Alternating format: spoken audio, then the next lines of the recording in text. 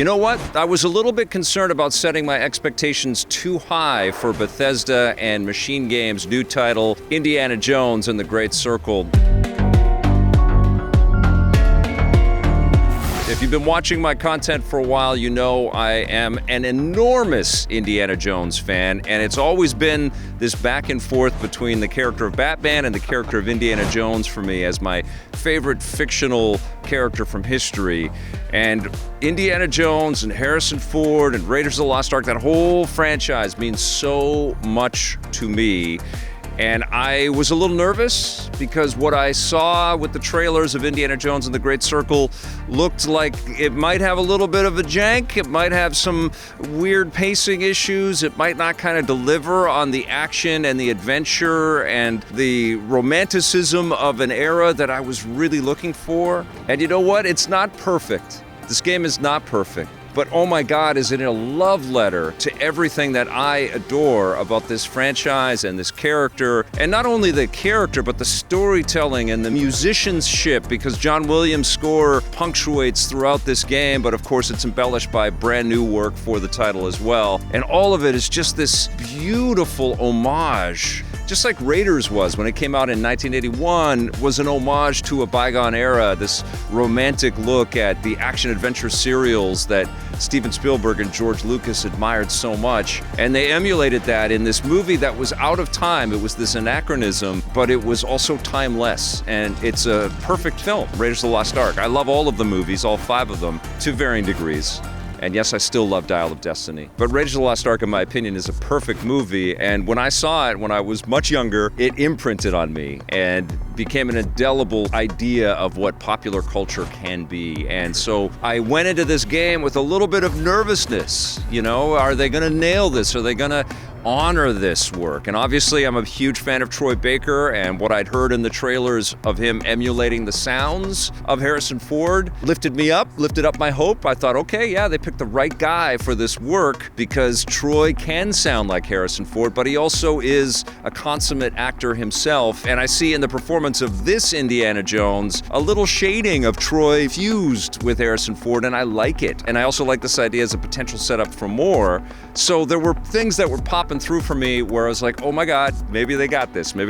I also know Todd Howard. I've known him for a long time, and we were fortunate enough to work on the making of Fallout 3, and people have been using our footage from our documentary on the making of Fallout 3 with our interview with Todd, where he's got the idol from Raiders of the Lost Ark on his desk. He's always been a huge Indiana Jones fan, so it was great to see a dream of his realized because he's wanted to make an indie game forever. So all of these things were crystallizing, pun intended, for me, and I was thinking, okay, maybe this is something. So now I've played the game. Long ramble to get to here. I played the game, I beat the game, rolled the credits last night, and I've been a wave of emotions. I played through the opening of this game, which is not to be missed, with my daughter beside me, and I was quaking with excitement. I was emotional. I couldn't believe what I was seeing and playing, and I was grateful that my daughter was there to watch me react to this, because I was around her age when Indiana Jones suddenly meant the world to me.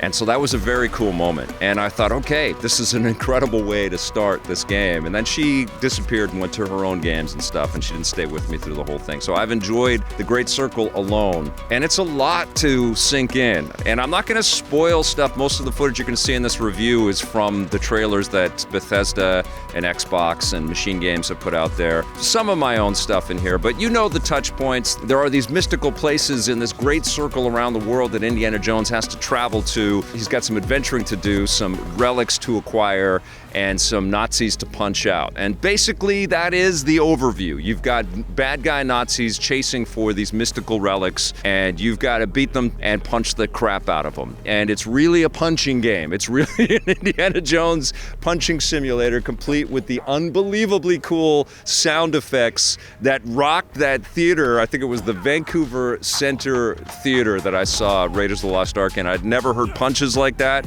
I'd never heard gunshots like that. I'd never heard whip crack tracks like that, and you know what?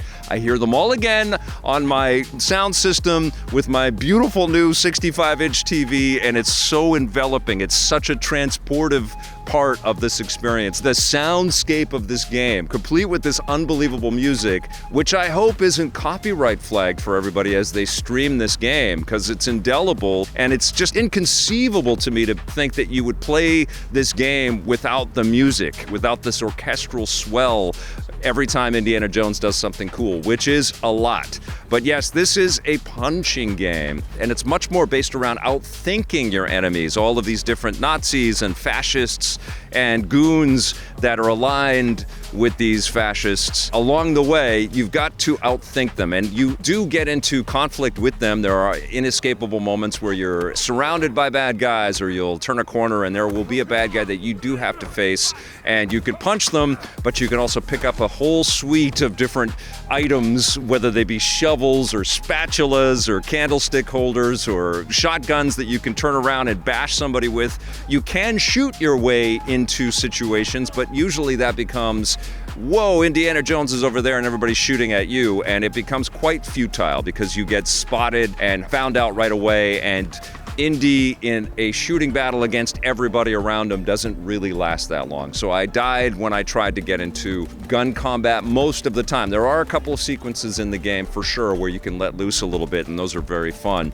But for the most part, you are sneaking and stealthing and using your wits. And I think that is the thing about this game that is my favorite part about it, is that this is a game that leans into the archaeology, that leans into the history. I love the languages that are utilized throughout this game. I almost said movie, because this game really crosses that threshold. It is half movie, half game in such magnificent ways. But the language is used beautifully in this game because you travel all over the world. You're in China, you're in the Himalayas, you're in the jungles, you're in the deserts, and you hear the townsfolk and the regular people having conversations. And of course, not only are you on this mainline mission around the Great Circle trying to find all of these potentially world-changing items, but you're also encountering people that need your assistance along the way. So there are a lot of side missions, a lot of cool little conversations, which often lead to you exploring some ruin, some off the beaten path ruin, and unlocking and using your puzzle solving skills to figure out how to not die and get squished by spiky things or whatever, or drown, and get the item that needs to be found, or a person that needs to be found. And then there's lots of trading that you do as well. You level up in the game by reading books. I mean, that is amazing. And it's also Fallout-esque, but you are reading books to enhance your combat abilities and your stealth abilities and all of the sort of elements there. You give yourself more health as well. And you're also looting and picking up all kinds of breadstuffs from around the world, all kinds of carbs and fruit from different parts of the world. And they're all area specific, which is a nice touch as well. And so it is a game about thinking your way through the moments, not just the interactions with the enemies, but obviously when you're in these temples and these ruins, you are thinking about the traps and the puzzles, and you're trying not to die by being smart. And I love that as the key central message here. Now, of course, there are sequences where you're using your whip to swing across chasms, you're climbing and clambering like Indiana Jones does, but it's always an effort. It's always with a groan and a grunt and a complaint, and it's like, oh my God. And Indy gets thrown around a lot, he gets scuffed up a lot, he gets scratches and scrapes and bruises and punched in the face, and it's exactly what you want. And one of the things that I had really admired about Raiders of the Lost Ark especially, but all of the Indy films, but Raiders especially, is the stunning cinematography in that movie. One of my best friends is an art director in the video game industry, was actually the art director on Emperor's Tomb, Indiana Jones and the Emperor's Tomb, and he always encourages me, and as I'm about to encourage you, to watch Raiders of the Lost Ark in black and white because the cinematography is so superb, and every shot is framed to look like it's from the 30s, and it has that black and white pulpy feel, and this game does too. And I am so impressed by the texture detail and the lighting and the visual flourishes and the effects, the level of detail as well. There's a really smart kind of balance between super well-defined clarity when we've got tight shots on characters, but also the shadowing across the faces and the characters is so moody and so noirish. It's so of an era. They really killed it with that. You really get lost in the cinematic storytelling. It's not squandered. It's really absolutely stunning to look at. And I've got this new TV that I talked about, my PS5 Pro review. I picked up an LG G4 and I've got all the bells and whistles, and this game is running really well at launch, and I suspect there's some patches coming which are going to smooth over some of the bumps, which I'll talk about here in a second. But Dolby Vision pops up, and the clarity and the detail and the mist through the trees and the sun spackling on water as Indy and Gina Lombardi are in a boat sort of navigating these different rivers. Spectacular. Love the snowfall as well, and just the heaviness of the snowfall. You feel it as the characters are trudging through this impenetrable frost, you know? It's really powerful. Every time we cinematically move to a new location, we feel the air, we feel the light and the quality of how these characters are going to survive in these environs. It's really freaking impressive. And the character modeling and the details, it's not just Indy, they absolutely nailed Harrison Ford. And of course, I've been thinking a lot about Harrison Ford. We're in this Harrison Ford-assance right now where he's in lots of stuff. 1923, which is a cool show. Loving Shrinking. He's got the new Captain America movie. I adore Dial of Destiny. I know not everybody dug it, but Harrison Ford is imprinted forever as Indiana Jones with this new game. Like, we can see this model. If this game is successful, and I really hope that it is, we can see this character model continue on in sequels and subsequent adventures if this game manages to break through and mean something to as many people as it means to me. And I really hope for that, because it's almost a gift back to Harrison Ford and the way that he portrayed this character. In the marketing for Dial of Destiny, it was always Harrison Ford is Indiana Jones. There will never be another Indiana Jones. And with this game, that's cemented. It's a really interesting thing, and it's cemented and also honored by Troy Baker's performance, which is really freaking cool. Now, this game is not perfect. I know a lot of people are going to complain about the AI of the enemies, and it bugged me a little bit too, because their sort of cone of awareness is not very large. It's very generous. And I only played it once, and I played it at the moderate settings, you know, the sort of baseline settings. I didn't adjust to harder difficulty. But it's generous in that they don't discover you based on your grunts and groans and the whip crack sounds and stuff. You're making sounds as you're trying to be stealthy and sneak around and stuff, and you're not discovered. And you might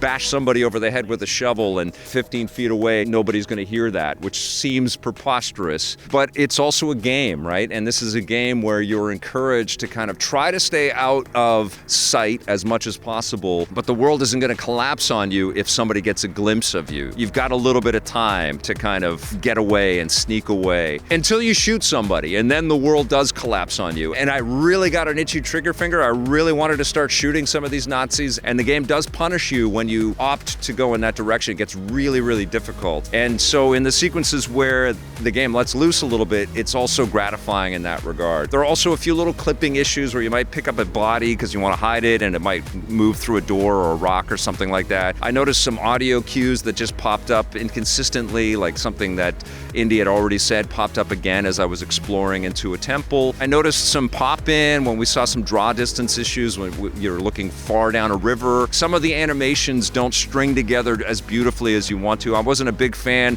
of coming down off of a ledge because you basically just have to move backwards and Indy will catch himself, and that just felt a little clunky, and I wasn't sure I was going to catch myself every single time. But you know what? None of my issues with this game broke the illusion that I was Indiana Jones, that I was this character and I was lost in these adventures. And because we're traveling all over the world and there are so many of these items to go and collect, it felt like 5 movies put together. It felt like we were on an Indiana Jones movie marathon.